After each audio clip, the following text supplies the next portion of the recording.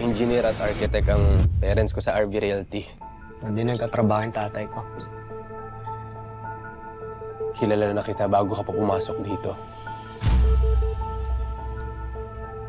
Sorry, Christian. Pero sa preliminary investigation, nawalan ng kontrol ang driver ng sinasakyan nila dahil nakainom. Hindi na rin siya nakasurvive sa aksidente. Ano pangalan ng driver? Carlos Asuncion. Mga magulang mo yung kasama ng tatay ko sa aksidente. Kaya nga gusto kitang makilala eh. Anong plano ko talaga paglabas ko dito? Pupuntahan kita sana kaagad eh. Malay ko ba na dito tayo magkikita?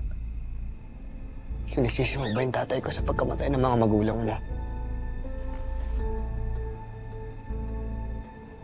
Hindi aksidente yung pagkamatay nila, Kidlat. Pinatay sila.